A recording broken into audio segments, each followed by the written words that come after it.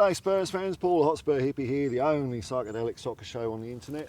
Just thought I'd come out for a bit of a walkabout and see what's happening. And still high on the vapours of, I mean, you could almost call it a historic win, really, couldn't you, over Manchester City. I mean, they never lose at home.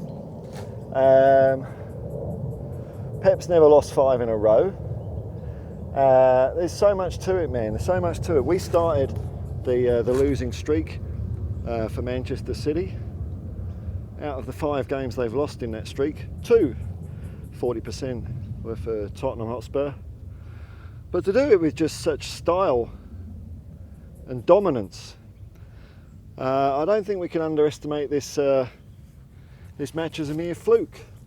Because if it was a fluke, how did it just happen to be that Tottenham did it? I mean, no other team has beaten them for like 2 years at home, but Tottenham did it. Tottenham did it. 4-0. 4-0. I'll have to keep on reiterating that. It was 4-0. 4-0. Keep shuffling around. It was a stunning performance. You know, time will tell if we're going to build on that or have another little bubble. But for now, that's all I care about. I'm sure there's people saying, well, how come we lost against Ipswich and we won against Manchester City? But Ipswich is yesterday's news, man. The last game I care about is Manchester City.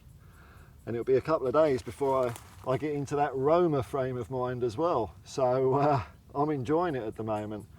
I watched a bit of YouTube this morning, and it seems to be some of the opinion that we've changed our style of play. Some are even calling it Conte ball, which I find laughable, because these are the same people that are saying our squad is worse, our players worse, our manager's worse. Well, if it is Conte ball, which I'll disprove quite easily in a second, Ange is doing it better than Conte did. So whose bloody ball is it? And can I go home now, you know? I mean, if you count through the number of defenders, you know, Pedro Porro, Dragoshin, Davis, Udogie, that's only 4, which coincidentally is the number of goals we put past Manchester City, but it isn't 5, is it? It isn't 5, so there's your big difference for a start. No, I think what's happening with the team is that they're, you know, the philosophy, the intent remains the same. Conte was more about a bit of game management, and shoring up a win, 1-0, and you do enough that time, enough 1-0s in a season, and you come away with a bit of silverware. But that's not what Ange is about. Let's get this camera moved. Come on. So, whatever. Maybe the sun's too bright for it. Who knows, man? Technology. Whereas no, our philosophy under Ange Postecoglou is just score as many bloody goals as you can. Now, some of them are going to be on a counter-attack. If you're playing a team like Manchester City, allegedly the best team in the world, number 1, world champions, current Premier League champions for 4 years in a row, they're going to come at you. What are you going to do in that situation? It's all about getting the ball. Ange ball is about getting the ball, and as soon as you get the ball, you're trying to score. I mean, that's it. I mean, that to me is just football, though. And I've probably even got that wrong, you know, because I don't know, I'm not a tactician. So I don't think our football has really changed that much at all. It's just that some teams pin you back, some teams don't pin you back.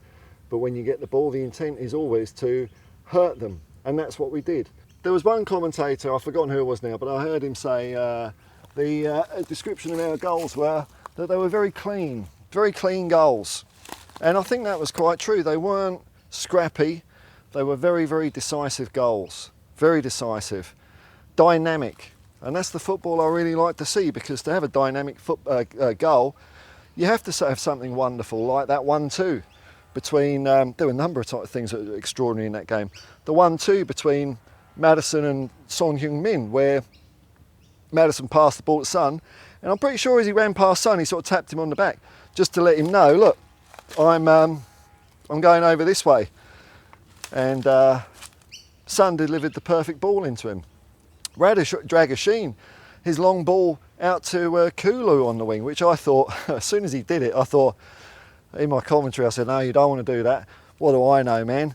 I should have had more faith in Kulu, the man machine, because Kulu kept it under control, And what happened? We scored a goal. So I think our outlook of football is very, very different under Ange Postecoglou. I think there's people out there just trying to justify their opinion that Ange Postecoglou is a bad manager. And I'm completely the opposite. I always have been. I think Ange is the man for the job. Always has been. I mean, I was stoked he came to Spurs. I wanted him at Spurs since the 22nd of March. And it's paying dividends, man. What other excuses are out there? I don't know, man. It's just, look, as far as I'm concerned, if you can't enjoy a 4-0 win away at home to the world champions, where they haven't lost for 50 odd games, man, I don't know what floats your boat in football, man. I really don't. It's a weird old world we live in. I don't get it. Time has moved on. Maybe that's what people do these days, but it's not for me. I'm still enjoying it, man, because, like I say, you could call it an historic performance. An historic performance.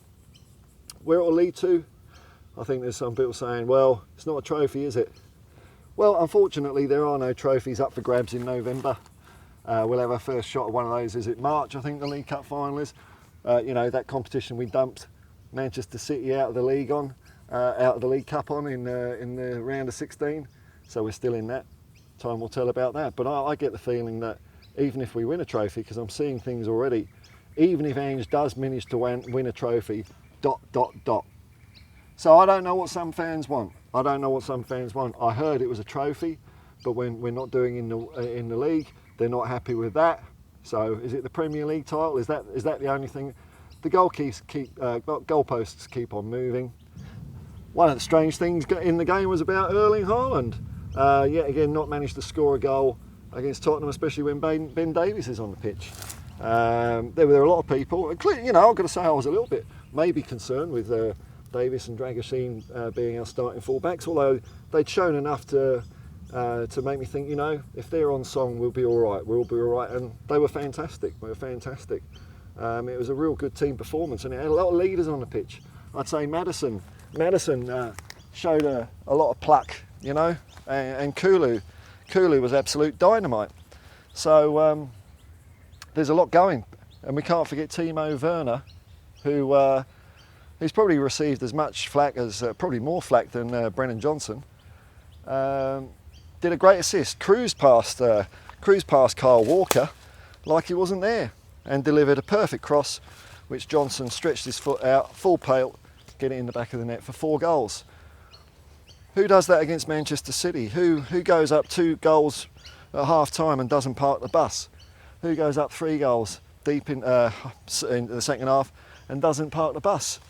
It's bloody Tottenham Hotspur, man.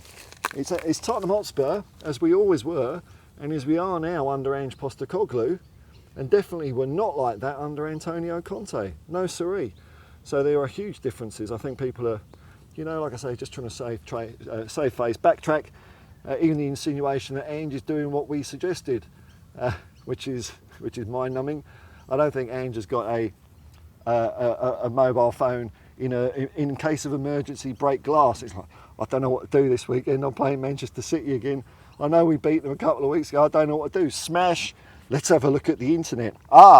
Play like Antonio Conte would. Idea. No, man. That's not the way we're doing things at Spurs. It was great. It was a great match, and I'm enjoying it, and I see a lot of fans are enjoying it, and why not, man? It's not every day a team does something like that, achieves something like that. Yep, there's no trophy, but that was the game that was an offer, and we made the best fist of it we possibly could, where dozens and dozens of teams have failed to do anything remotely close to that for the last couple of years. So it's all good as far as I'm concerned. I'm very happy with it. I'm looking forward almost to the game on Friday morning against Roma, but not quite yet. I'm going to pop back home. I'm going to watch the game again. And so I might have some more thoughts in the next few days. But man, oh man, you've got to be proud of what we did.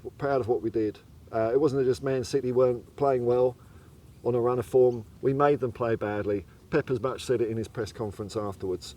It was our tenacity that led to at least 2 of the goals. I don't know where the counter-attacking stuff comes from. Our first 2 were due to us pressing Manchester City really hard and nicking the ball off them. I don't know, man.